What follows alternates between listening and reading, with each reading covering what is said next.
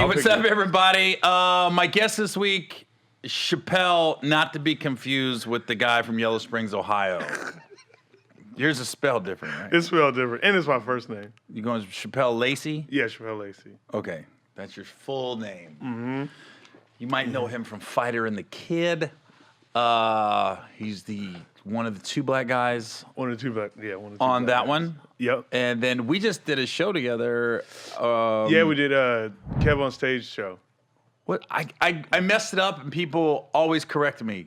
It's socially distanced comedy. No, keep your distance. Keep your distance. Keep your distance. I said socially distance, and I got lambasted by Kev on Stage's fan base. Well, why are you going to show no name? I said, my fault. Shit, I know that's serious. Black people do say keep your distance, though. Yeah, right? Yo, We're not going to say socially distance. No, hey, keep your distance, right? Well, don't be running up on me. That's black people's version of 6 feet. Yes, keep your distance, bro. Wonder where they came up with 6 feet. Like, I don't know. Not 5'5". Yeah. 5'11". Why? Yeah. 6 feet. And nobody abides by it, by the way. Nobody abides by it. I fly every week.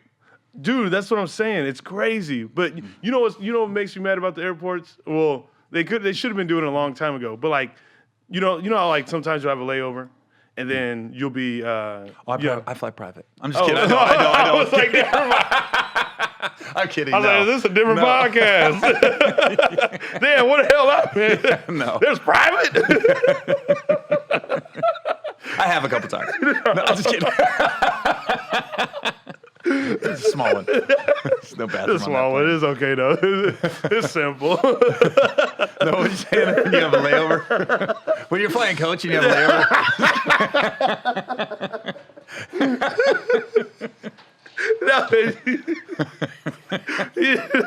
Well, I'll try to get this story out, but no. You know, like whenever you fly, you have a layover, and sometimes you don't have to leave the plane because you're riding the same plane. Uh-huh.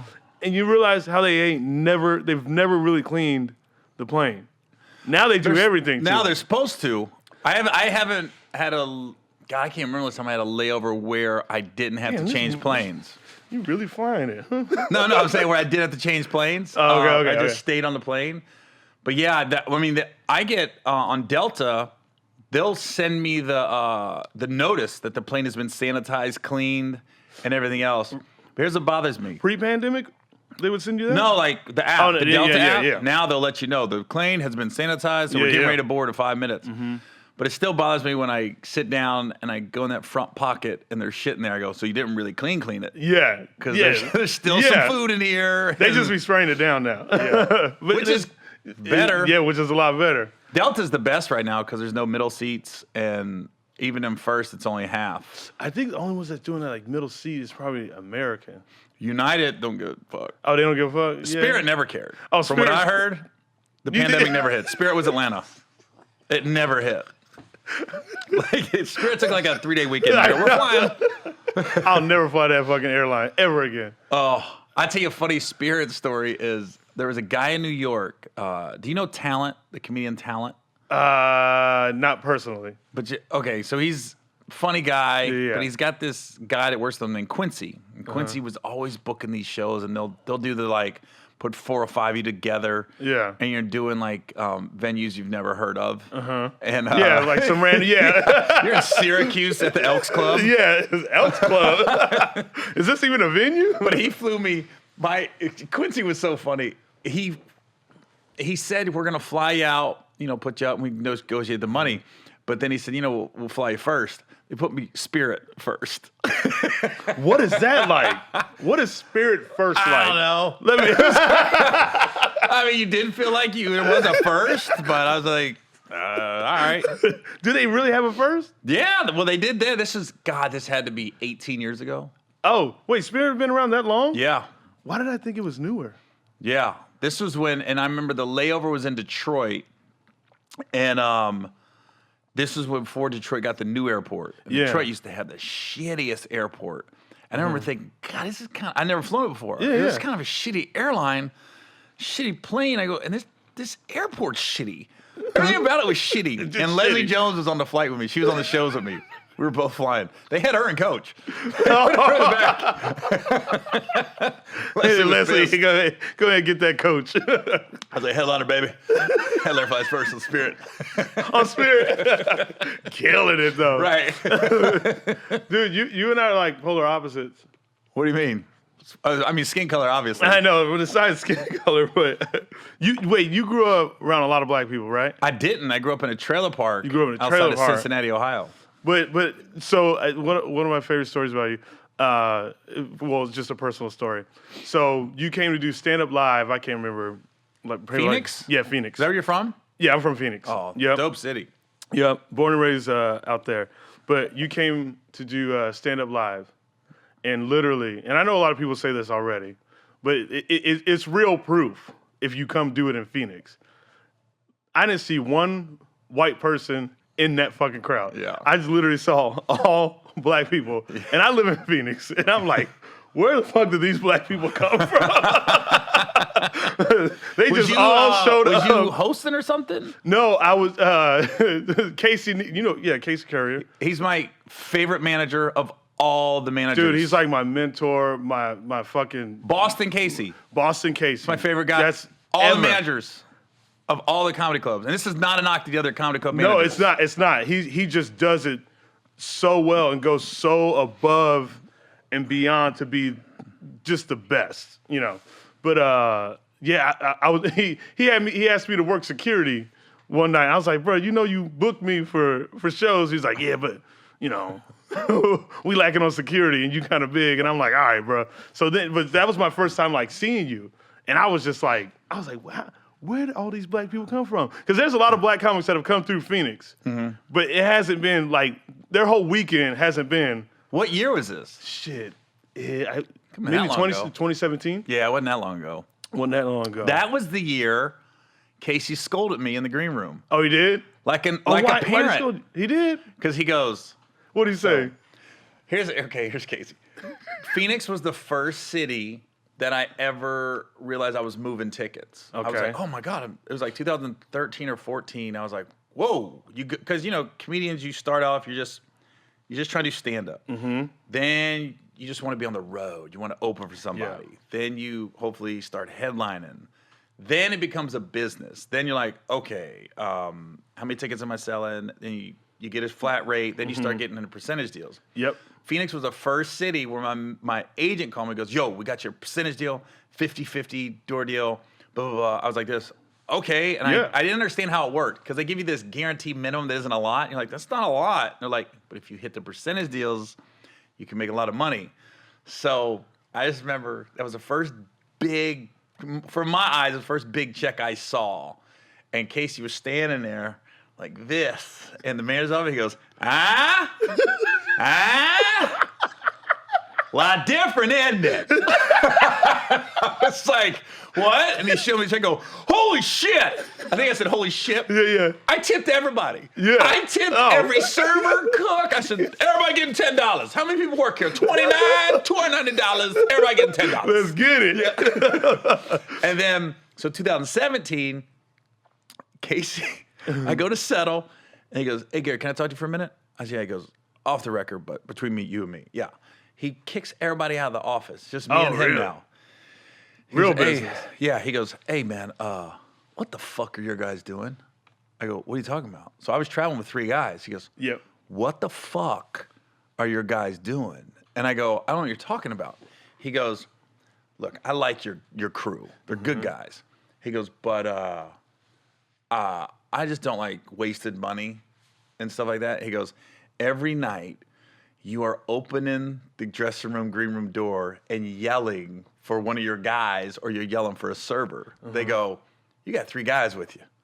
None of them are in the green room with you. He goes, we don't rip you off. None of them are counting the room. He basically, my guys are just hollering at chicks. Yeah. In between shows and I don't know, hanging out. But they weren't in the green room with me. Yeah. And he kept saying, one of your guys gotta be in the green room, bro. Yeah. This is ridiculous. And they need to be counting the room. So he basically schooled me on everything. And it was just one of them things where it's not like my guys were bad guys. They were just comfortable. And I'm in the green room. I can't be out mingling. But also, like to your point, how many club managers would do that? Right. How many club managers would come at you and obviously he loves the business, but obviously it shows that he appreciates you and likes you. You know what I mean? To be able to come up and say some things like that. Well, go ahead. This is when I knew you go to some clubs and the managers make you feel like you're a burden sometimes. Oh my you're like this. You're like, I had one manager act like he couldn't get peanut butter. Like they didn't sell it. Really? I go, my writer is kind of odd sometimes, but that weekend, I wanted celery and peanut butter. Yeah. Ain't nothing wrong with that. Late night snack ain't heavy. Yeah. And majority of the time they could get it. Yo, he looked at me. No, like he didn't. They didn't sell peanut butter. I went, what? Peanut butter? Peanut butter, bro. I said, you can do almond butter, peanut butter, Jif. I don't care. So there's been a couple instances where I've been on the road and I'm looking at the management like, God, this guy. Casey one time picks me up for morning press.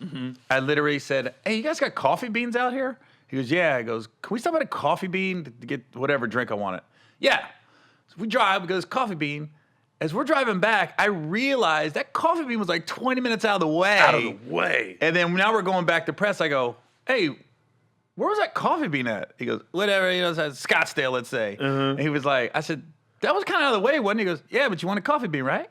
Like dude, it was nothing. Some manager would be like this. Great. No, that's out of the way. Yeah. We're going to the radio station next. Casey just was like, dude. I had to bring it up to him. He's the best. I remember one time I was doing it. I won't say where I was doing it, but I was doing the weekend.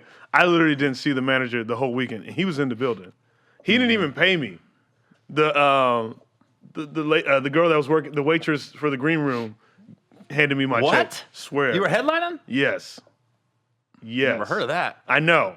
It was crazy. I was like, this is how it is. I called my manager. I was like, what what's state? Wrong? You tell me the state, I can probably figure it out. Bro, you're going to figure it out as soon as I can say it. Like this. It was in Connecticut. Oh, okay. There's quite a few clubs out there. Well, there's one. There's one, dude. Is it in a mall?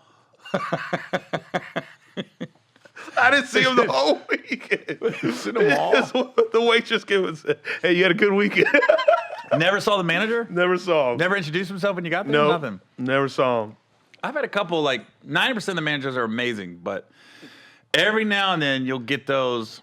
Even where you're at now, your level now? Oh, yeah, there's one. There was one in Pittsburgh, right? Mm-hmm. Was that Funny Bone? No, it's improv. It's improv. Yeah. This manager, and he doesn't work there anymore. God, I've had some weekends. This one was on another level, though. Yeah. When we first get there, he asked me, did I want to, because I drove over from Cincinnati, and he said, he called my agent, was like, does Gary want to drive himself to press? I go, no, I don't know my way around Pittsburgh. I don't want to get up and Wait, drive yourself to press? Yeah, drive yourself to press. Well, his car was not ready to have people in it. I'll put it that way. It wasn't the cleanest. Okay. And I was like, so that was one reason. Here was the mix-up, and this is the manager that I was just like. So before I got there, I called, and I said, hey, can I get another room I was at the Marriott. I said, can I get another room at the Marriott? Yeah. Because my contract then said 2 rooms, but I had another guy traveling, so I had 3. This is 9 years ago. And they said the hotel's sold out. All right. So the day before I get there, they go, hey, room opened up at the Marriott. I was like, well, first they said, no, we can get him a room at another hotel, but he has to pay for it. Yeah. I said, don't worry about it. My guys will double up. Then they said, hey, a room opened up at the Marriott. I already told him, don't worry about it. My guys will double up. So when he called me, I thought they were saying they're taking care of it. Another room opened up. We got it for him. Amazing. Great. Thank you. We go to settle at the end of the week. And he goes, he had taken the money out of my check. No, he didn't. For that 3rd hotel room. And I went, what's this? He goes, the 3rd hotel room. I said, don't worry about it. I go, you called me and said the room opened up. He goes, yeah, but your contract has 2 rooms. So I'm sitting there thinking, I go, all right, look, misunderstanding, 4 nights. Why don't I take care of 2 nights? You guys take care of the other 2. I thought that was the fairest. Yeah. Even though I still was like, I don't know about this. Yeah. No. contract says this. I went, oh, okay. So then I'm driving back to Cincy that night. Yeah. I told him, I said, hey, the car service in the morning, can it just pick up my opener and drop him off at the airport? I'm going to drive back tonight. He goes, no, the car service is for you. I said, what's the matter? It's a body getting in the car. Yeah. He goes, yeah, but your contract is you. He's got to get his own ride to the airport. I said, why are you being a dick? Was I a dick this weekend? You called him out. Yeah. I said, why are you being a dick? I said, was I a dick this weekend? He was like, he goes, no, I'm just going by the contract. I said, I never want to see you again the rest of my life. Ever. You told him that straight up? Yeah. I said, I never want to see you again the rest of my life. And then, so he did some other bullshit over the weekend too. He was like, I had a sore throat. And I said, I need some hot tea. He said the club doesn't have hot tea. What club does not have hot tea? Exactly. And then he goes, well, there's a Starbucks right down the street, by the way. In the Pittsburgh Improv, the mall, there's a Starbucks in the mall. Mm-hmm. So then I come in next night, they got these tea bags and hot tea in the room. He goes, yeah, those are from my house. I brought those from my house. I don't care. And it's like Lipton. Went like high-end tea and shit. Went like David's tea. Yeah. So the next time I got a contract with the Pittsburgh Improv, I told him, I said, I don't want to see that manager. I don't want him in the building. I don't want him anywhere around. And he could not be in the building when I was there. That's dope. So the girl that cashed me out after that weekend goes, she was so flushed, she goes, I've never done this before. I don't do this. I go, you just round up. Yeah, so you just round up. Yeah, just go up. It's all cash. Just reach to the top, girl. Right. But I told him, I go, I'll come back to Pittsburgh. I don't want to see him. Damn. You been at how long? Like 20, stand up? Yeah, 20. Yeah, 20. This is 24 years. Damn. Over half my life. Bro. Yeah. But that guy. Still shots. Yeah, that guy, I was like this. And I've heard a lot of people said they like him. But for whatever reason, that weekend, and then I heard he wanted to talk to me. And I go, no, we're done. White dude? No. Black dude. He was the only black manager of all the improv, which pissed me off because I'm rooting for him. Yeah. I'm the one dude, like, I'm with black people. You're with it. You're with it. I was rooting for this dude. Damn. I was so pissed. I was like this. It was just the car service what got me. Because my contract says ground transportation provided. Like, what did it matter? There was a body in the car. First of all, I like how he tried to brag that he brought the tea from his house. Right. Like, hey, you see that Lipton? Well, what we found out later was, by the way, it's freezing in here right now. You cold? Man. I said don't turn on the heat, but it's so cold in here. Yeah, no, it's really cold though. It's cold. I feel like I'm in Game of Thrones and I'm a White Walker. I just want to hit somebody and freeze them. But no, I found out later that the reason he did that is because the manager before him was skimming. He was ripping the club off. So he was trying to show the club how much money I can save you. But you don't save money at the expense of the comedian. And by being a dick. Right. You know what I mean? That's not the way to do it. Yeah. You still live in Cincy, yeah? I'm back and forth. I got a place in Northern California and a place in Cincy. Oh, hell yeah. My roommate's from Cincy. He always talks about Montgomery Inn. That's the rib place. Barbecue ribs. Yeah, I know. They love them or hate them. He got mad at me because he took me there and I got salmon. He was like, what are you doing? Was you doing the funny bone? No, we're just hanging out. Yeah. He's like, why? This is Montgomery Inn. I'm curious. Where's he from in Cincinnati? You know, I don't know, but he's white, really into really into hip hop. That's black girlfriend. Wow, is that my son? Yeah, that's what I'm saying. That would be my nephew. My son would be mixed. Right? We call him White Mike. Really? I wonder where he's from. Does he know who I am? Yeah, he knows exactly who you are. Did he know I'm a Cincinnati guy? Mm-hmm. That's more important. Yeah, he knows all that. That's what I'm saying. It's wild. Like, what are you? You're super into hip hop, all that stuff. That's your world, right? Yeah, I like to think I'm a little cultured. Little culture, yeah. Because I grew up like punk. Really? Yeah. That's why I was like, man, we polar opposites. What what kind of music would you listen to? You go to raves and shit? Raves? I ain't going to no raves. Oh, I don't know. No, I'm into like hard rock, heavy metal, punk. Oh, really? Yeah, that's my world. What about classic? Like classic rock? Yeah. Like, did you like Van Halen better with David Lee Roth or Sammy Hagar? Come on. David Lee Roth. Come on now. I'm just asking. Yeah, now you testing me or what? Just asking. Yeah, do a test. Did you think Machine Gun Kelly did a good job playing Tommy Lee in the Motley Actually, Crue I thought story? he did do good in that movie. I didn't know it was him. You didn't know it was him? Well, I was about like 3/4 in the movie. I go, why do I know this fucking guy? Because you know how you see a movie? Like I must see him in another movie. And I kept going, who is this dude? Yeah. And it was driving me crazy. Oh, yeah, because he had black hair in it. Yeah. And he was, but I was like, and then I was like, fucking Machine Gun Kelly. Yeah. God damn it. How Wait, did I miss that? He's from Cleveland. He's from Cleveland. Y'all don't fuck with Cleveland.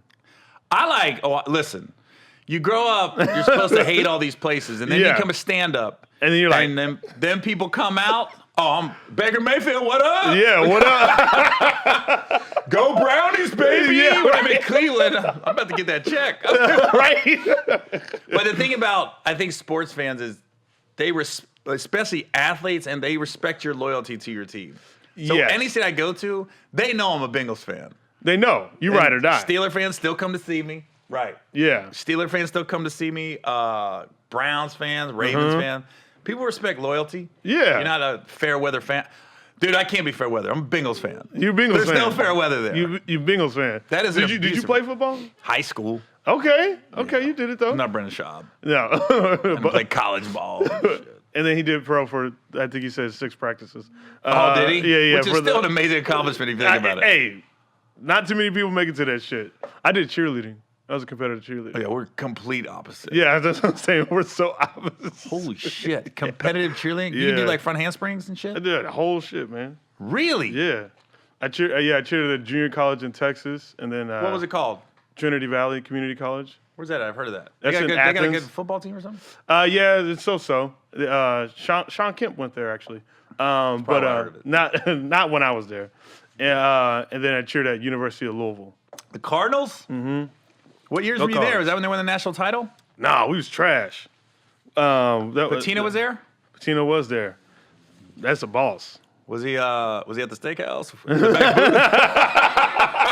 I mean, people bag over No Patino. comment. The dude was doing pimp shit. Oh, he was doing pimp, bro, and he would walk out in the most pimp shit suits. It's like, you can't tell. Oh my god! Look at him. Like you can't the fact tell that he was messing around with a girl in the back of a steakhouse booth, and you know the steakhouse owner's like, "We got you, Yeah, we got you, Ricky, baby. We're locking the doors. Yeah, I guess you're getting the bone-in ribeye. Yeah, and so I just went to Louisville when that whole scandal was going down. Oh wow! And I was like, 09, I want to say, but I only did a year there. Competitive cheerleading. Hell yeah, bro! I was good as fuck too. I would have never guessed. I know, no one does. How do you just get into that? I had a crush on a girl. And you just started cheerleading? Yeah, I just started doing it. I started at 15, and I quit when I was like, how long? So hold on, you're a big black dude in high school. Yeah. And all, I'm sure, football players and everything. Oh, dude, all the you're time. You're cheerleading. Yep. That's crazy. Yeah. I was supposed like this. If you would have ran on the field, I go, oh, he must have tore his ACL. Okay. He was tore ACL. Guys, what? Did he just do 4 front handsprings? but bro, people were terrified of me though. I was like the bully cheerleader, bro. Oh, really? Hell yeah, nobody was fucking with me. I'm not beat a motherfucker ass. Giving you tans on purpose. I know, right? We win every competition. We're doing front rolls. No, it was crazy because I was a competitive cheerleader and also was in anger management classes at the same time because I was crazy. Yeah. So when you watch Bring It On, was he like, that's not real? Yeah, I get mad at Bring It On, actually. I'm like, turn that shit off. That ain't it. That's not me. That's not me. You gotta do a hybrid of Bring It On and Stomp the Yard. Yeah. Those worlds collide. Yeah. That's you. That's me. That's you. It's like this soundtrack by Lenny Kravitz. Yeah. Soundtrack by Lenny Kravitz. He killed it too. He killed it. Are you gonna go my way? And I got to know. I can see doing this. I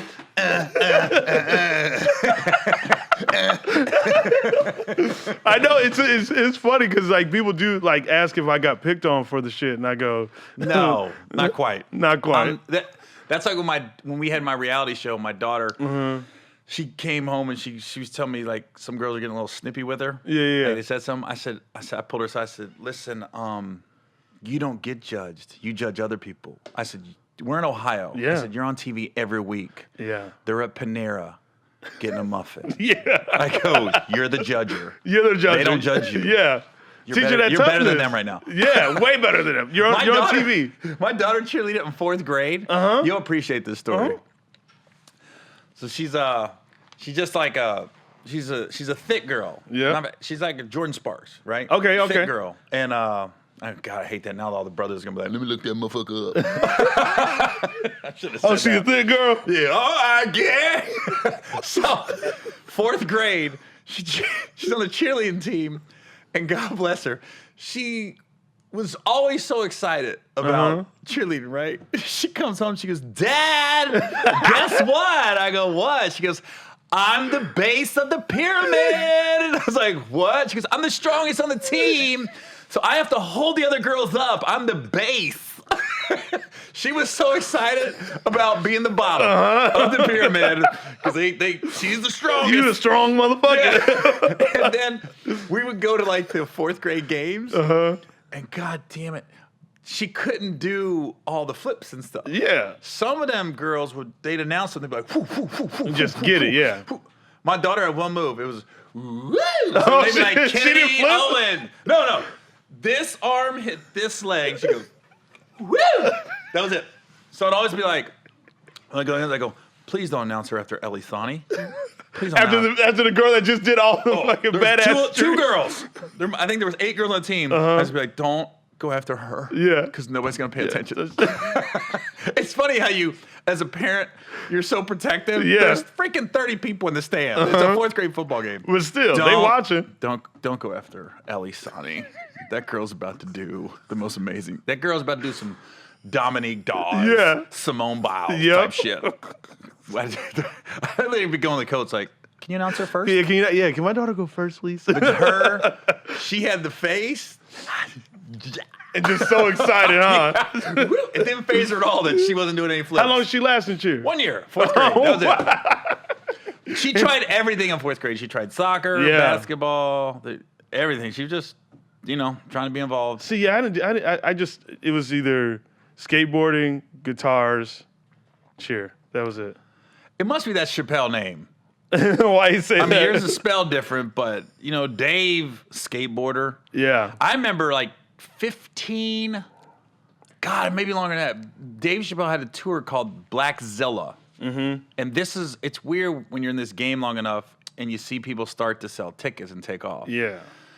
So I knew Dave was doing the clubs, and this was before Chappelle show. So it was like 2004 or 3. So it was 18 years ago. And I remember I was in Tampa, and I was at the Improv, and I saw he was doing a theater. And I was like, oh, Dave's doing theaters. That's cool. And then I was talking to somebody. I was there the same weekend. That's what it was. I was there the same weekend. Yeah. So after my show, they go, hey, Chappelle's over at the skate park. I go, huh? They go, I'm thinking we're going to a club. Let's meet him up, party. They go, yeah, Chappelle's at the skate park. After the show, they opened it for him. Just skateboarding. Skateboarding. I was like, I don't want to go there. Yeah, you're like, wow, yeah. Now, Chappelle's so iconic, you just want to be in his presence. Yeah. Oh, I would have fucking lied. Oh, you would have hung out there. I would have been like this. Grab a skateboard, guys. Casey. You rolled up with a helmet and everything. Call Casey from Phoenix. Call Casey. He'll find a skateboard shop. You have your skateboard in a heartbeat. Matt, like this. Yeah, I skateboard. Damn, I love it. Dave, I love skateboarding. I got these new titanium wheels. What? So what, you just strictly football? In high school, no, football. You played basketball too, though. No? No, I got cut. I got cut my 9th grade year of going out for the team, and I never tried to play again. I was so pissed because this fucking guy, man. Oh. When you play football? For basketball. Oh, basketball. No, football I played every year, but I was so mad because I was decent, average basketball player, but this fucking guy, I'll never forget it. His name was Benji Bolzer. I don't know if he's watching this. Yeah, Benji, if you watching, Benji, listen. You know what you did. Yeah. So when you play football, it overrides in the basketball tryouts, right? Got it. So if you get 6 basketball tryouts, the football players only get 3 because we're in the season. They overlap. So we did first 2 practices, and you don't really do nothing. You're doing drills and everything. And I was like, decent. I was good enough to be on the team, but ain't sticking out. And then the last tryout was scrimmages. If 20 guys went out for the team, went to big high school. Now we're going to scrimmage. Now we go see who's make team. Yep. Fucking Benji was supposed to pick me up, never showed up. Never showed to pick me up.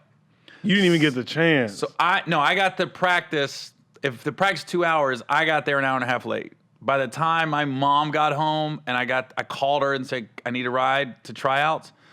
Here I am. So I ran up and down the court a couple times. That was it. So I knew it. I go, there's no way I'm gonna make it. That fucking guy. I think he didn't pick me up on purpose.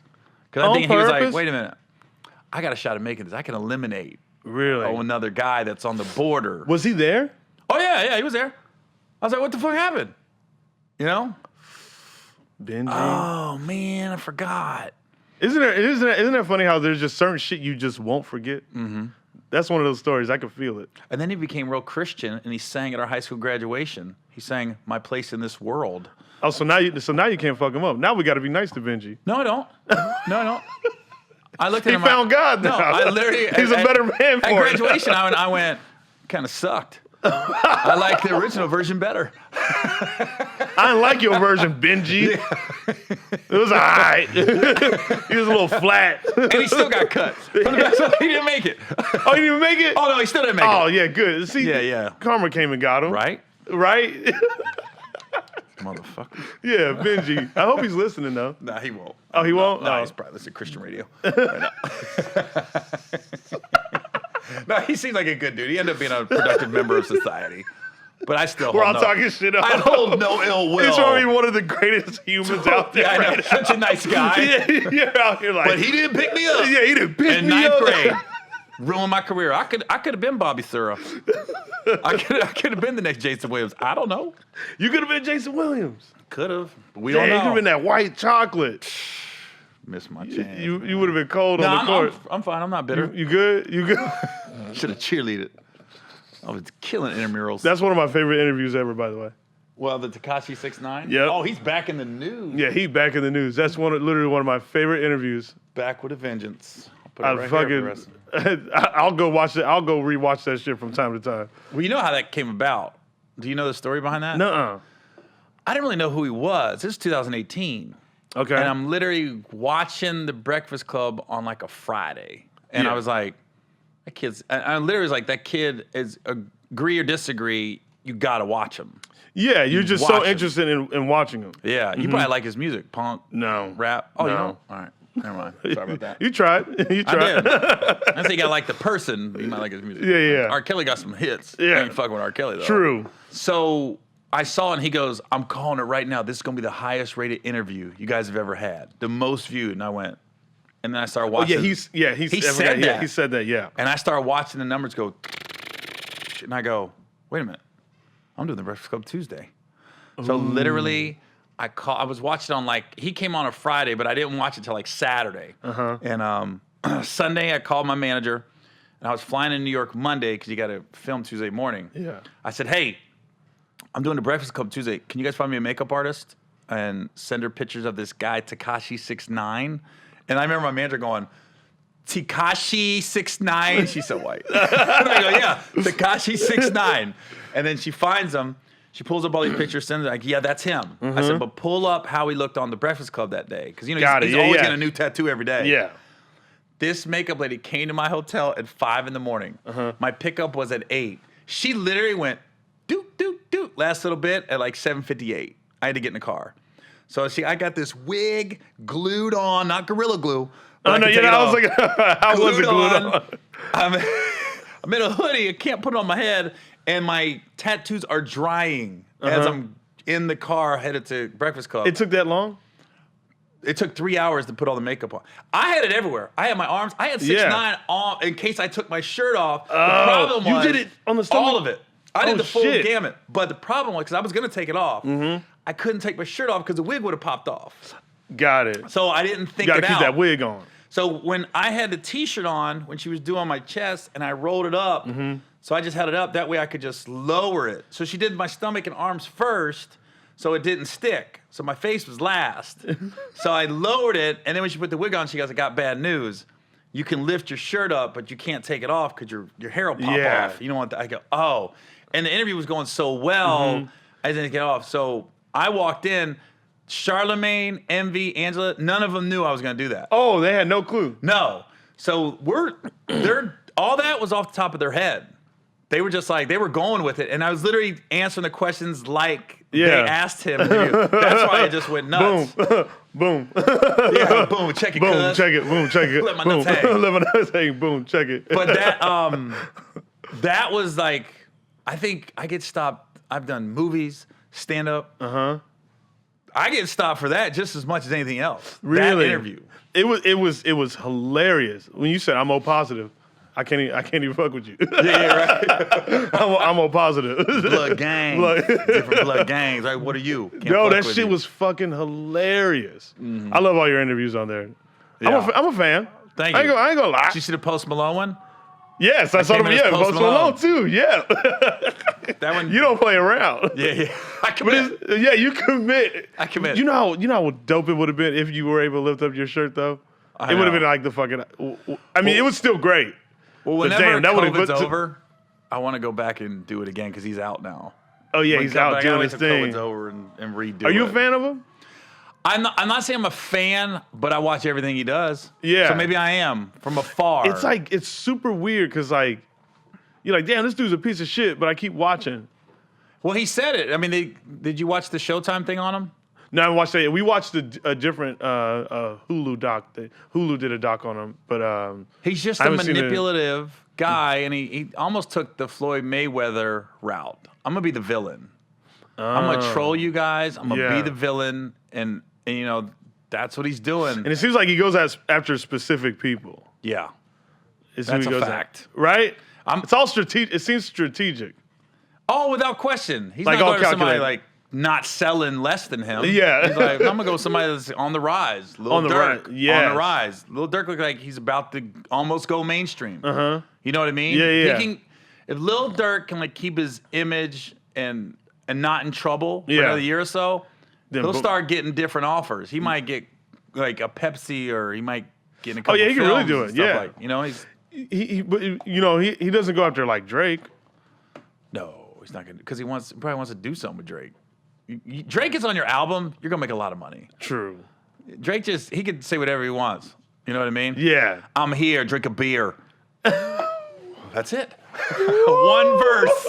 Drake's like this. Was that Drake that said I'm here, drink With a just beer? a perfect lineup, perfect beard cut and everything. Yeah. Do you remember him? Do you remember him from No, you got- Degrassi?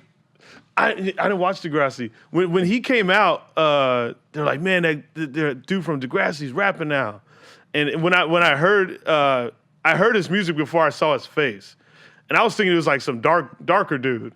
And then I saw it, I was like, oh, who's this light skinned fella? And he's just Yeah. killing it out the gate. Yeah. Just like, Yeah. you think your kid's gonna kill? Light skinned people kill it. They kick ass. My son opens for me sometimes. Does he really? Man, he's 20, but he You have a goes up. 20-year-old? Yeah. How old are you? It doesn't matter. I have a 20-year-old, bro. I was in my Really? 20s when he was born. I'll put I it was that sitting here way. thinking your kids are like, No, my daughter's 18. My son's 20. She's at North Carolina A&T in Greensboro. She's in college. My son's just trying to figure life out. he's, But he could do stand up. he can do it? He went on stage and did it before, but he has the gift if he wants to pursue it. Dude. Some people have the timing. I knew he had it when we was on the road, and he started bagging on my openers and was killing them. And I go, why is my son destroying you right now? How much time you give him? He only went up a couple times, but he got 5 minutes. Give him the 5-minute spot. Yeah. Damn, and he can do it? It's on YouTube. You can look it up. Oh, you can really? look up Gary Owen's son. The first time I ever went up was Tommy T's in Pleasanton. And I didn't. People Tommy think T, is that in yeah, it's Northern by Cal? Oakland, near Oakland. That's okay. But he just, everybody thinks I wrote his set. I didn't write none of it. He just came up with it on his own. He's fucking guy smart, man. So do you like before you gave him the stage time, would he always come on the road with you? He would during the summer when school was out. Oh, okay. And yeah, he'd just come hang out, and that's when I realized. I go, man, he's funnier than a lot of these guys I know, like naturally funny. Yeah. I was like, he's definitely got, because he's my son. I don't see it like that. Yeah.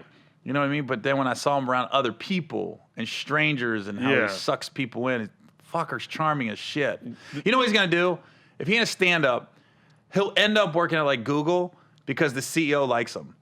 They won't he's do like shit. that? Like he'll be like, man, he'll run into some guy at a coffee shop, and the CEO will be like, hey, where you at? Like Big with Tom Hanks. He was just I at never the seen depart- Big. Dude, what the I'm sorry. I know. God, I don't even know why I'm talking to you right now. To be Once I was cheerleading. adopted into a white family. You definitely should have seen it. I know. Tom I Hanks. should have seen it. Anyways, Tom Hanks is like, anyways, he gets hired because he's just at this department store in the toy store. Yeah. Toy part, and he knew the toys, and the CEO of the company was like, hey, who's this guy? And then just gave him the job. My son's is gonna be the same way. Damn. There's no doubt. Because I was talking to somebody, and we was talking about every family has a black sheep. Yeah. Like, you got all these successful people. Why is this one guy such a fuck up? Yep. And I was talking to some people. I go, wait a minute. Is Austin the black sheep of my family? And then somebody goes, oh, that motherfucker's way too smart. Oh, he's super smart. Oh, he ain't about to. He was good in school too? No. Oh, he did really? just enough. He did just enough to pass. He's like that kid. Oh, yeah. He's like, Yeah. just get me out of here. But you get him in the room, and I don't know. Did that make you proud as fuck? When he figures it out, I'll be proud. You know what I mean? Got it. He just got to figure it out. He's got to figure it out. Yeah, but that kid's It's got the 20s. gift. I'll give you an example. First day in California at school. Yeah. He gets there. It's like 80 degrees. It's August. He's got a hoodie on. He always had a hoodie on for some reason. He got his hood up. He's walking around with his backpack. And one of the kids go, hey, man, it's like 80 degrees. Why's your hoodie on? He goes, because I'm cold-blooded.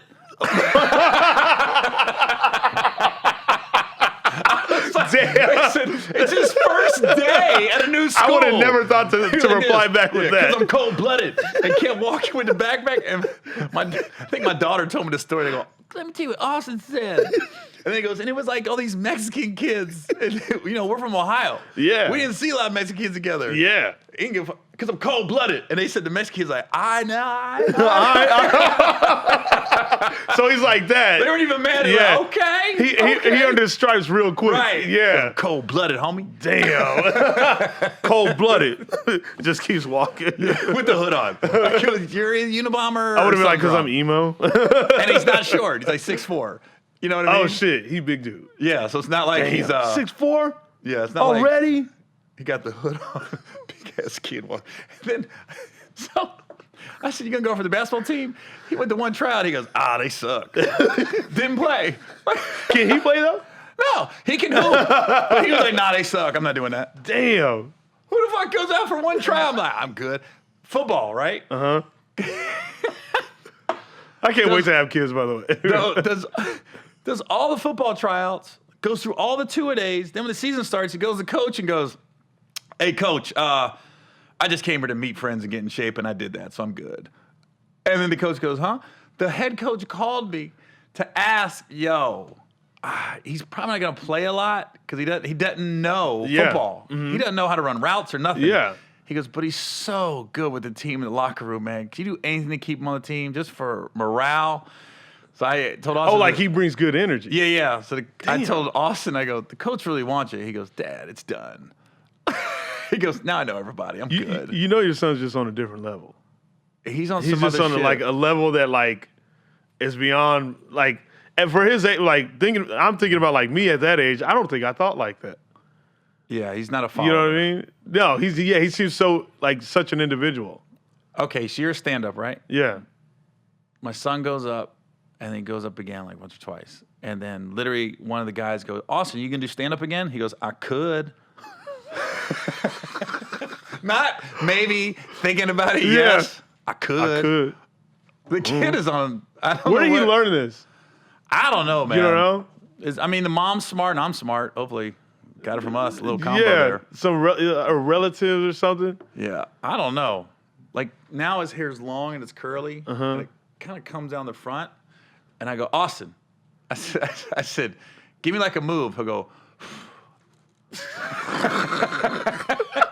I gotta meet this Hair will dude. come up. And He's like that cool outcast in the movies. yeah. You know, the one that all the chicks are looking at. He doesn't even care. Doesn't. He's just like, whatever. Hasn't had sex. and only wants a virgin because he goes, I don't want anybody tainted. Really? I feel bad because we got a little dog and he's possessive. Uh-huh. So I'm like, I feel sorry for his girlfriend. If he's that way with his dog, he goes, nah, I need a virgin day. I can't have nobody tainted. Really? Damn. I'm saying he's thinking. Most kids don't think like that. They don't give a fuck. Yeah, most dudes at that age. Yeah, he's a little different. Damn, he's smart. At 20, because when you were in your 20s, you were already in the military. Yep. I was in the Navy. Yep. Mm-hmm. So you were doing it's just different. Think about different styles. If you think about like compare yourself to somebody's age, do you watch football at all? Whenever White Mike turns it on, my roommate. Oh, okay. White Mike would appreciate this. Yeah. He's a Bengals. Is he a Bengals fan? Oh, die hard. Right. Like me and White Mike might want to hang out. Yeah. Oh, you for sure would. Yeah.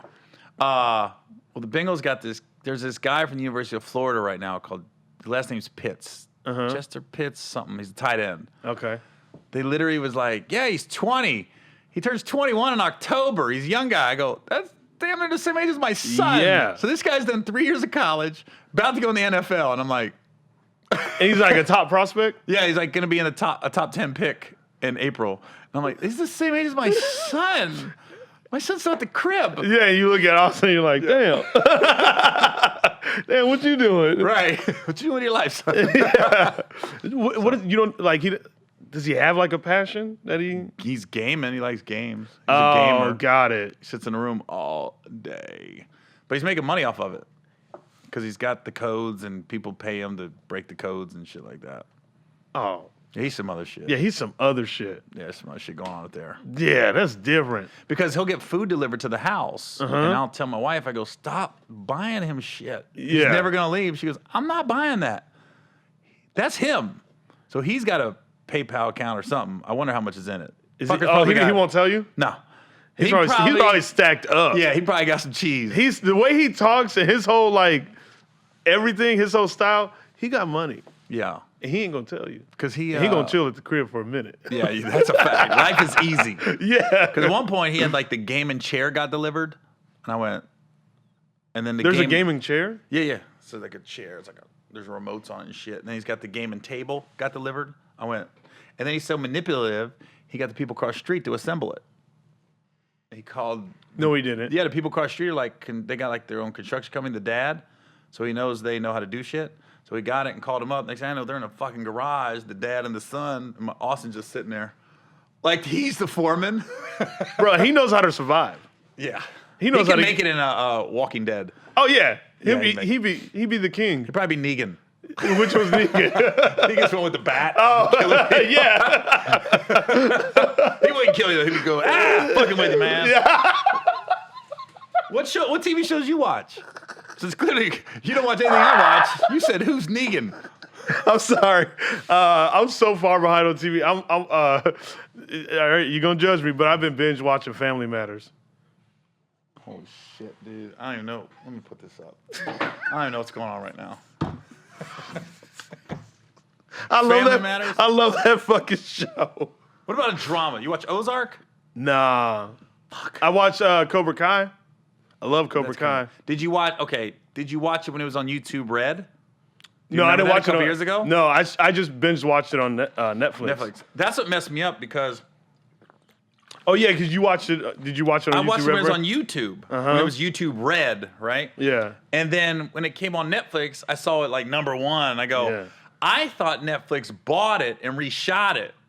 So I start watching. I go, this is the same shit I watched 3 years ago on YouTube. Oh. And then they just, now season 3 and 4 is new. Mm-hmm. But 1 and 2, that shit. Oh, that was already on YouTube Red? Yeah, that shit was like 2016. Oh, I thought it was just the first season. 2 seasons was on YouTube. The 3rd and 4th is new. Yeah. But they just bought it, and then Netflix is on some other shit. Like, I just watched this show called Rectify. What's that one? Whoa. That shit was good. It's a scripted series? Yeah, but I think it was on like Amazon TV, but Netflix got it. Man, 4 seasons. That shit was good. Damn. It's like there's all these shows that because there's so many outlets now. Apple TV, yeah, Amazon. there's too many to keep up with. Like I probably use Hulu the most. Is there any original series you'd recommend? I'm always looking for on shit Hulu? to watch on the road. Well, I don't know about you. You want to run it back with Family Matters? Yeah. Anything else? Is that where you're watching Family Matters on Hulu? Oh my God, my girl gets so fucking mad. Even White Mike's She's going, like, what the fuck are you, dude? I can't help it. I love Jaleel White, and I love that character. I did a movie with him, like, Oh, you did? fuck, 18, 19 years ago. It was called Who Made the Potato Salad? I don't think I saw that. Yeah, it's not going to be on Hulu or Amazon. Streaming #1 on Netflix. Streaming #1 at the barbershop. Hey, it might be different if Netflix get a hold of it, Yeah, though. right? If they Facts. they get a hold of it, it's like... Oh, we're going to have, there might be Who Made the Chicken Salad next. We want a part 2. We want a part 2. Yeah. Oh, my God. Yeah, Jaleel White, D-Ray, me. Who else was in that movie? Oh, my God. I can't How long remember. ago was this? We filmed it like in 2002 or 3. Oh, okay, And so then it's it came out a stretched. couple years later. Who? Eddie Griffin. Oh, yeah, Eddie Griffin played a white dude. You seen Yeah. it? You see Potato Salad? Oh, he's looking at Yeah. I thought he was a loyal fan. We're like, hey, man. Yeah, you man. talking about Potato Salad? Let me tell you the funny thing about that movie, though. That we were shooting that movie in this warehouse in Pasadena, right? And we knew it was low budget, but here's what it is. The other half of the warehouse, they were shooting porn. And we had to share bathrooms. No, you didn't. Yeah. So the guys wasn't as bad as the girls. The girls in the movie was like, what the fuck is going on in that bathroom? I guess girls were wiping shit off. No. Because it was just disgusting. So the girls in the movie was like, what the fuck, man? Oh. It was so nasty. I didn't want any craft service. I didn't even stay in my you don't dressing want- room. yeah, I wouldn't. I stayed in my car in between takes. I just sat in my car and like, let me know when we're shooting. Really? Come in. Did he give you a trailer? No, we had rooms because it was a warehouse. So Oh, you had got it. We had the big ass open rooms, but all everybody's dressing rooms were just little rooms within the building. I've shot a couple movies like that. Where the movie I did in Canada with Michael J. White, Welcome to Sudden Death. That was dope because our rooms were the luxury Love him, by the way. suites. And Oh, you guys, they hooked you up, huh? We took over the Winnipeg Jets hockey arena. Okay. And so we didn't have trailers. We just took over suites. So my dressing room was like one of the luxury suites that overlooked the thing. So it was kind of cool, actually. Yeah. I was like, So yeah, that's you was dope. living. You was living. Yep. You had to watch out when you were getting dressed, though, because people could actually see up in there. You had to duck back real quick. Is he a pretty cool dude? Oh, Mike's the best. He got Really? me the movie. Oh, really? Yeah, we did a movie called Undercover Brother 2. And I only worked with him 2 days, and he called me like a couple months later and was like, yo, I got this movie, man. I'm going to bring you in if you want to get down on it. I didn't read the script. I said, yeah, I'll do it. Damn. I was like, See, yeah, like I would watch all those like films. Like that's why I'm such a Cobra Kai fan. Cause like when I was a kid, I loved like all the martial art films, and that's why I started doing like flips and shit. I just started teaching myself how to do backflips and all that stuff. So it actually made sense that I did cheerleading because I already had a history of just knowing how to do backflips and shit. did you a UFC fan? Now, I wasn't before. Why weren't? What made I just you never switch? paid attention to it really. Because you were doing the show with Brendan. Is that what got you hip to it? No. It was actually Rogan, just talking backstage with him. I was like, oh, I guess I'll watch it. This UFC thing you talk about. You did a show with Joe or something? Mm-hmm. Where at? The store. Oh, Comedy Store. I don't go there. Yeah, the Rogan. I'm never ring. there. Really? I'm never there. Never there? I gotta. You do the I don't do shit in LA hardly anymore. really? We did a show together in LA. What show? The Socially distance. I'm talking about like Comedy Keep Store. your distance. Keep your distance. Keep your distance. No, I'm talking about Comedy Store, Improv, Laugh Factory. You know any of those? I just haven't. I don't live in LA. Yeah, I And when I guess. get here, it's like, I just don't really hang out like that. Yeah. But I heard the Comedy Store was like what before COVID. It was dope though. Like It got was, back to yeah, being because dope. like, like everybody goes on the road Thursday through Sunday or whatever. But man, like when it would come back, when Tuesday nights at the store would happen, it was like just booming. The well, Tuesday back in the nights. day, that was Black Night. It Oh, was really? Fat Tuesday, Guy Tori's Fat Tuesday. Uh-huh. That was the night. Oh, I heard about that. Yeah. That was the main room. Yeah. Oh, that was. You never did Crack 'em Ups? You ever What's heard that? Crack 'em Ups? It's how you say her name? The show. She runs a show called Crack 'em Up Thursdays. Black Night at the comedy show. Is it the main room? No, Belly Room. No, No. That was a fun show. That So was my first time like doing like black audiences. Here's why I love Casey Courier so much. You ready? So at Stand Up Live, I was he would book me all the time, right? And he knew I would kill in front of these like audience. You know, it's Arizona, predominantly white, and he gave me a weekend opening for Rodney Perry, right?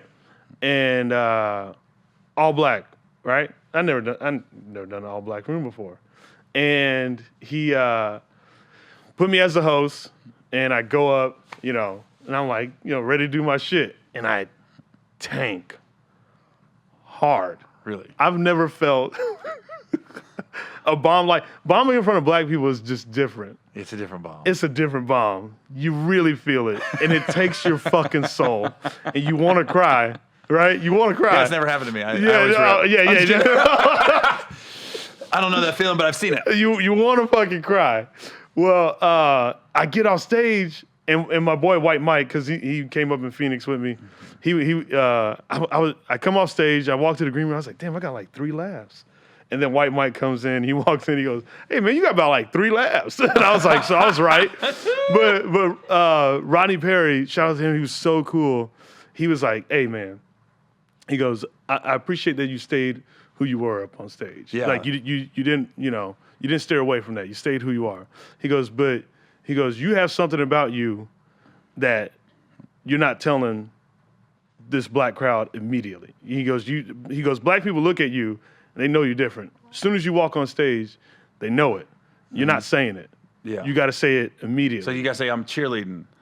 Or just I like rock music. Yeah, he goes, you got to clear these things out of the way. And he goes, they'll ride with you the rest of the way. That's true, because I agree, because I think when I was coming up, the first time like America saw black audiences was Showtime at the Apollo, and we always thought, oh, you can get booed as a comedian. Yeah. Or Def Jam, where people wasn't getting booed, but the crowd was rowdy. Oh, they will fuck, let you know. They'll let you know.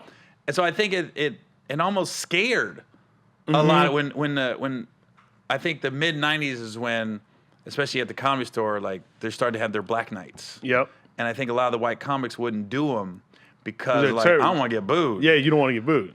Yo, I saw Dice Clay almost shit himself at Fat Tuesday one night. Really? He did his thing. Don't get it twisted.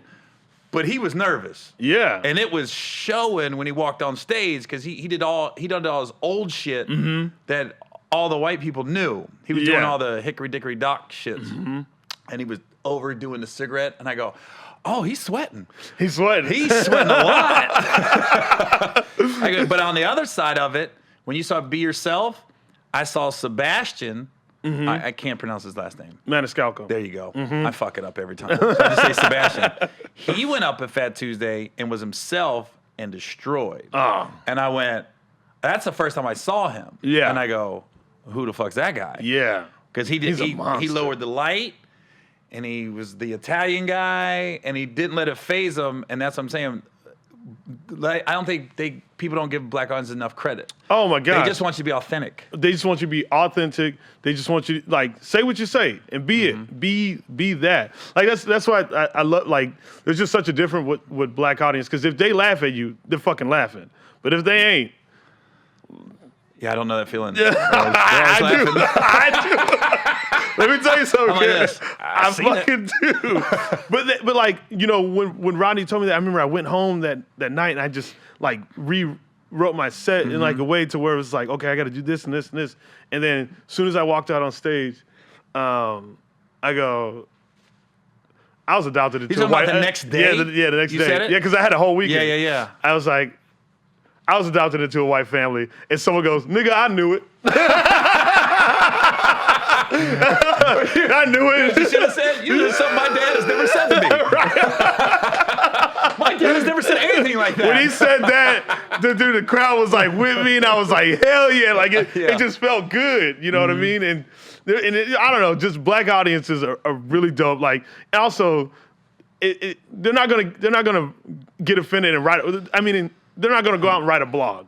they're just gonna let you know right there. That shit was trash. Right. You know what I mean? They're not gonna be like, oh, let me get on Twitter and tell you about this comedian star or write a blog or But I article. appreciate even when I got guys that I got my guys that are on the road with me. Yeah. But when I got my guys can't make it, and I got a local opening up sometimes.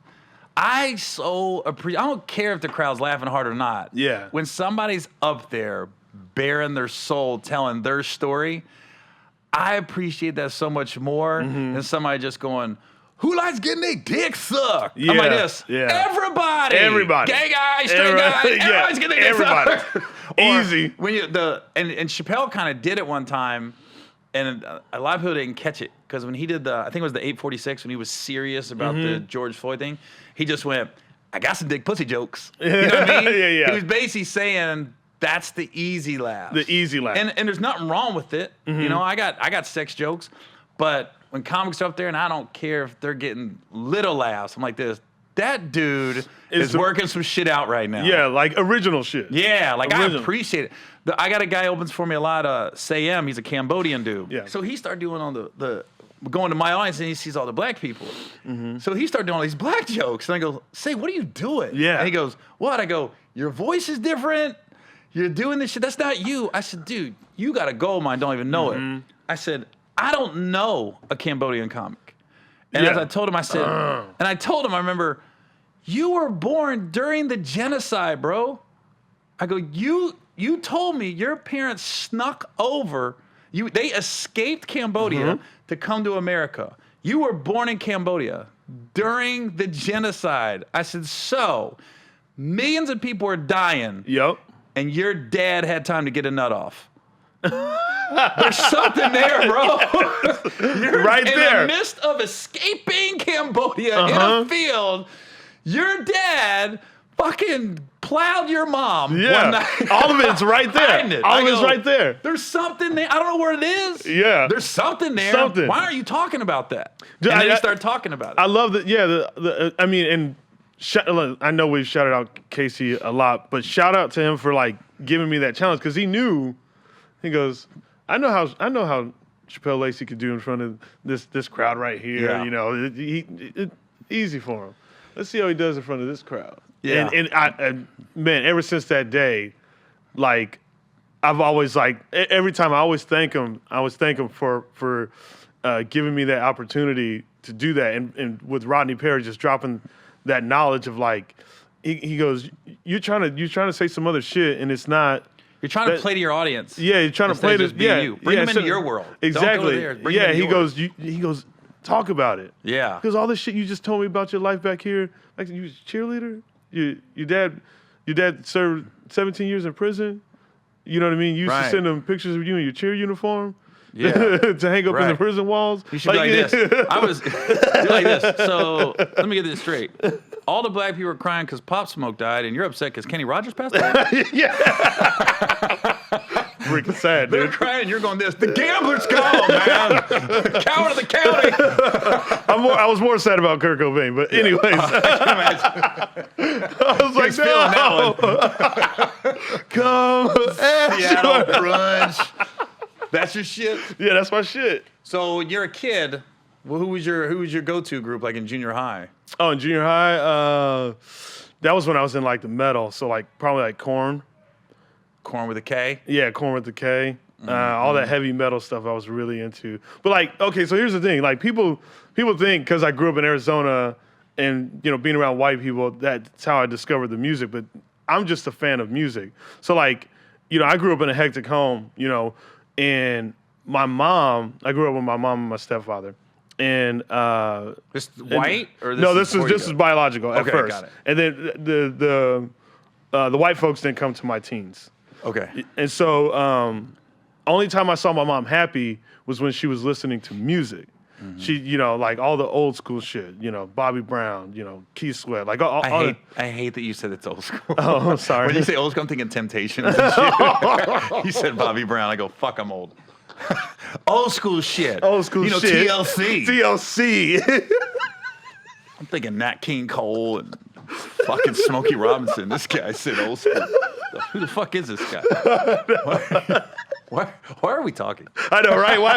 Why do we do this interview? No, but yeah, that was the only time I saw her happy. So like when she would listen to music, I would be like, oh fuck yeah, that's dope. And so I just started listening to music. So I would listen to the songs that she would always listen to, and then I would just switch through the radio stations, and I just loved music in general. But like, yeah, rock and roll was like a big thing that I like discovered. But it was all just because I switched the radio station, and then found the Doors, and I was like, oh, come on, baby, light my fire. There's some more. I guarantee there's some other black people out there like you. Don't want to admit it. Oh yeah, there's a lot out there because they message me. They're like, dude, like, dude, Trump voters. Yeah. Can't find them until it's time to vote. Like there should. Def Leppard should have a huge black following, by the way. Huge. Or fucking, I don't know. There's certain songs. I don't know anybody that doesn't like the Phil Collins song. Oh, In the Air Tonight. On. There's not a person Black that people doesn't like this Black song. people love Phil Collins. So I'm saying they love Phil Collins. Good For songs sure. are good songs. Man. Yeah. Did you know Living Color was black till you saw him Yeah. when you first heard the song? Cult of Personality. You're talking about the band. Yeah. Here's a funny black-white story. So my stepdad, I call him a functional bigot. Oh. He won't admit he's racist, but little shit, right? So me and my sister, we were in the car driving somewhere, and we had turned the radio on first for some reason. And so we had on like a hip hop, but it was safe hip hop station, right? Yeah. He said, man, listen to this fucking shit, shucking and jiving and shit like that. Yeah. He turns it to a rock station. They were playing Terrence Trent D'Arby. You know what I'm talking about? Wishing Well and Wishing Well, oh, Wishing Well. But he had another one that was more upbeat. I can't remember the name of it. But he's going, yeah, now this is good music. And I looked at my sister and go, he doesn't even know he's black. What was the other song by Terrence Trent D'Arby? Wishing Well was huge, and there was another one. It was a faster song. Sign your name? Yeah. So it must have been Wishing Well, because Sign Your Name was really so, sign your name across my heart. And he didn't know. He had no clue, and he go, yeah, this is good music. This is the music. Because it was on a rock station. I'm like this. You don't even realize. This is the same guy that wouldn't let me watch Purple Rain. He wouldn't let you watch Purple Rain? No, you're not going to let that. You're not going to let that. I'm not going to say the F word. I don't want gay people get mad. F-A-G, whatever. Twirl his ass around my TV and shit like that. And I was like, I just want to see Apple on his tits. Yeah. I didn't care less. She showed him. I paused. I jacked off that a couple times. Oh, you did? I paused that shit slow mo. Oh, yeah. She's right. I was like this. And I always like finish right when he pulled off on the motorcycle. Oh, when he always say you just see him fucking cruising. Back then, I only like 15 seconds. Yeah, I saw that motorcycle. In person? Yep. I went to his. Paisley Park? Yeah, I went to Paisley. Yeah. Oh, okay. Yeah, it was great. Was you at the club in the mall? House of Comedy. Yeah. Yeah. It's right in the middle of the mall. Yeah, right in the middle of the mall, bro. And I had to Yeah. stay in that mall. And you had to stay. Think about it, bro. Everything was there. Walgreens. I couldn't leave the mall. That's the mall if the zombie apocalypse happened. Like The Walking Dead.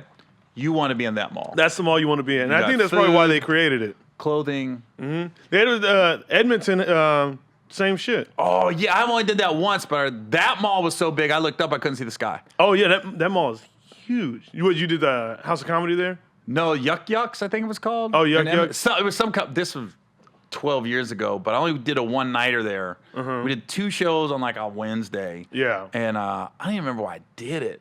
Somebody called and said, you want to do it? And I never been to Edmonton. I'm like this, like, just like you say the Black Airlines is my agent, and I get it, my manager, they're like, money. Where do you sell tickets? Like, I'll call them now after the pandemic. I'm like, dude, can you get me in Salt Lake at Wise Guys? Because I like doing rooms where I want to see if I can draw there because I haven't been there. Yeah. And I want to do a room that's Have you done not Wise all that. Guys? Really? In Salt Lake? Fun ass club. Great dude too. Never the been owner. there. Like I'm doing like what's the one I'm doing in a couple weeks? Captain Brian's. Where that at? In Naples, Marco Island. Oh, Naples. But it's real white. But I like it because I get up there and I'm like, okay. There's a lot of black people in Florida. Not there. Oh, not Naples? Not at Marco Island. I don't know. Not Captain Brian's. Oh, really? Oh. You'll get some because I'm there, but not a lot. Oh, okay. That's not their core email list. I'll put it that way. Okay. You know what I mean? But I like it because then I'm like, okay, now I get to see. My job is, even though I'm married to a black girl, got mixed kids, my job is to bring them into my world. Yeah. To have them understand it. You ain't got to experience it. I just want you to know. Understand it. Yeah. Wait, didn't you do some show in Florida where you had to kick a... I think I saw you post about it a long time, a couple years ago, where someone was racist. Oh, that was Captain Brian's in Marco Island. Oh. I'm doing it again. Welcome back. That's so... No. That's where that was at? Yeah, I got on stage and... Yeah, what happened again? I can't remember the story, but I remember...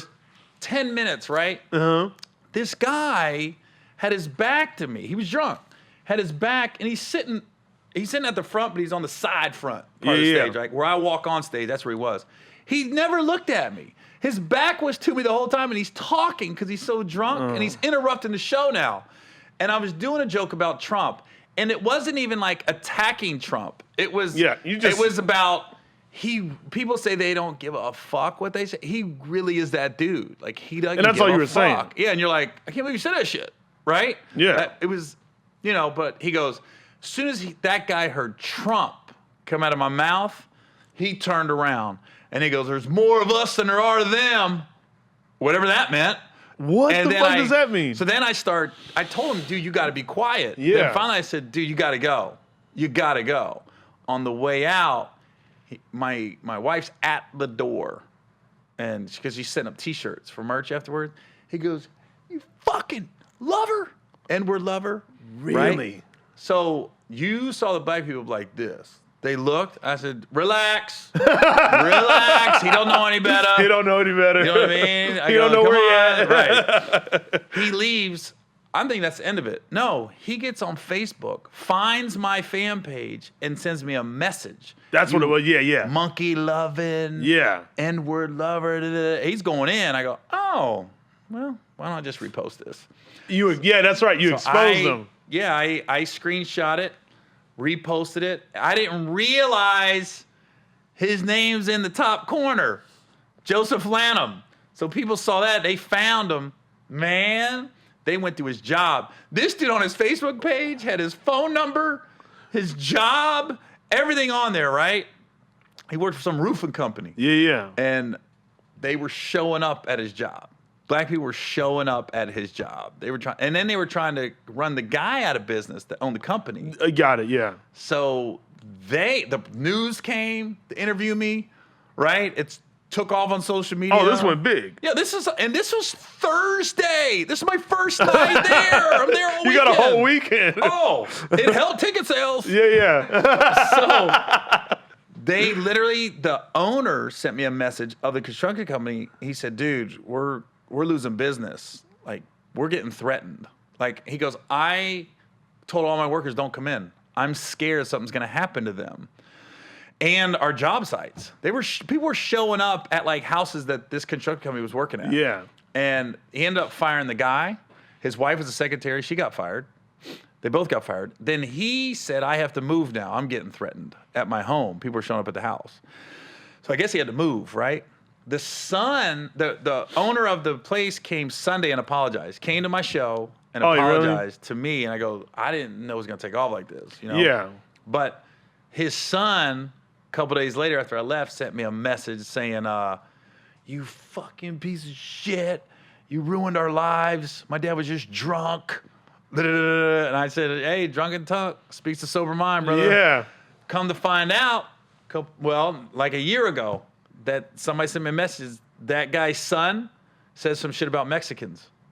And they caught him on tape going, I go, well, Alvin don't fall far from the tree. At a comedy show? No, just out. Oh, just out. The crazy part is somebody got a video of him going off on some Mexicans.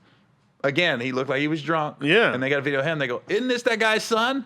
I was like, wow.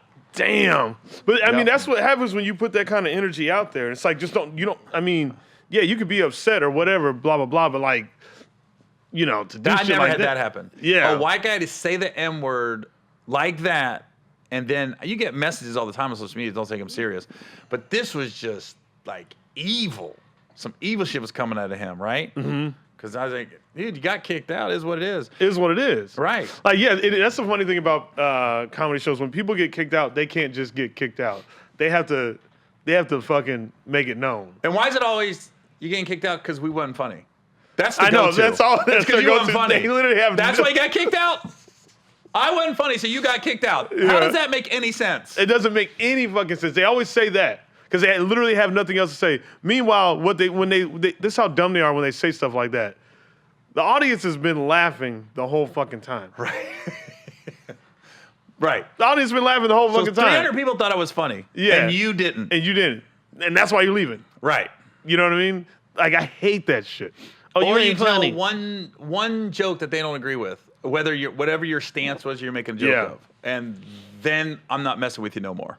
So everything I've done in my career, Yeah. I said one thing. One thing. And, that's what upset you? That? You didn't care about this when I was on this topic over here? Yeah. You didn't care about any of that? Oh, but you care about this one? Or they try to bait you into being upset. It's funny when people try to bait you. Like I always say, comedians, we should be offensive proof. There's nothing you could say that could offend me. Just whatever. Yeah, I'm like, okay, cool. I remember my brother passed away of a heroin overdose. The week later, SNL did a sketch about heroin, and it was like how heroin you'll stay awake all day, you do this, but you're no good. Come the next morning until you get your heroin fix. It was a sketch. Hit a little different.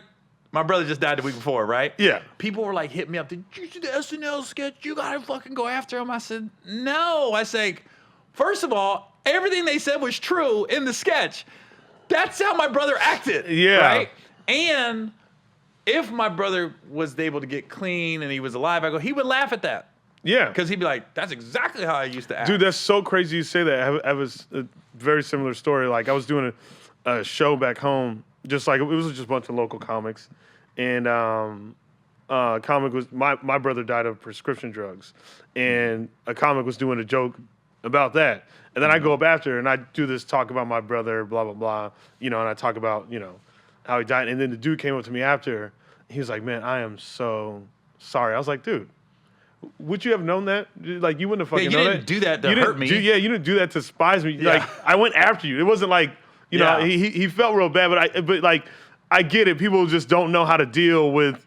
But that was cool. Like, he acknowleded it. Yeah, he felt real bad, but I'm like, dude. It could have been a monkey in a room. Like, does he know I didn't mean that? Yeah, I mean? Exactly. He was, and he was probably sitting there when I was on stage, just like, like, I just said that, but I'm making jokes too. You know what I mean? And I think he just when you initially hear something, it's like when they initially they probably didn't even really listen to the sketch. They just heard people and heroin, and then they messaged you. But it's also not like the SNL writer said, hey, Gary Owen's brother died. Let's do a sketch this week about him. Exactly. That's how people came to me, like, dude, your brother just died. I go, the sketch was not off the top of the head, and nobody knew my brother died. They didn't do that. There was no malicious intent behind it. No. And it was accurate. If I'm being honest, I watched it. I go, it's exactly what heroin used to do. That's what happens. You know what I mean? Even when my brother died, like, I look back at some of the conversations we had, and you gotta laugh to keep from crying. Yeah. Some of the shit he said. One time I asked him, I went, hey Dallas, is it true like you're chasing the first high? Like the first time you shoot up heroin, it's such a high. I go, and you never get it again, so you're just chasing it. He went, oh no. He goes, it's good every time. It was this seductive, like he was trying to get in my pants type voice female. He goes, oh no. But he wouldn't even make an eye contact. He goes, no. It's good every time. And then the eyes came to me. I went, oh wow, that must be an amazing drug. Let me not do that. Yeah, I don't want to do that. No, he lit up. Yeah. You know what I mean? How long did he pass? May 20th, 2015, he died. But the reason I think his death hit me so hard, because I've spoke about the schools and stuff. Yeah. He was funny. He's my half brother. We got the same mom, not the same dad. But his dad and that whole, if you got his DNA, it's dark. Yeah. Oh, my dad's not the most responsible guy, but he's fun loving. That's where I get my personality. Yeah. His dad's just fucking dark and trash. Then my other brother's a lot like my stepdad. My Dallas one that passed, he's a lot like me. Happy-go-lucky fun. Yeah. But I'll give you an example of the difference between my two brothers. My one brother has been in and out of jail, using, selling. He would always use Dallas to try to get him into the game, so to speak. So one time he gives him $1,000 worth of weed. This is before we was legal. Yeah. He goes, hey, Dallas. He goes, hey, I got $1,000 worth of weed here. Just sell it, and I only paid $500 for it. So just give me $500, and you can make $500. I'm just looking to break even because my brother's just a good guy, right? I go, no, he stole it. Is what it was. He stole the shit. Yeah. So my brother Dallas, he goes, hey, man, Kyle's mad at me. I said, what do you mean? He told me the whole story. He gave me $1,000 worth of weed, and he told me I can keep $500. He can keep $500. But he goes, but I just gave it away, and I smoked some of it, so it's gone. I don't have any money. So he's mad at me. I go, do you want me to give you $500 to give to Kyle? He goes, no, I'll work it out, man. But damn, man, I hate it when he's mad at me. And he's older than Kyle. Dallas was older than Kyle. And I said, we're talking about it. He goes, yeah, Gary. He goes, man, I don't know what I'm good at in life, but I am not a good drug dealer. That's the thing he's sad about, man. Yo, I don't know what I'm gonna do, but this is definitely not it. I am not a good drug dealer.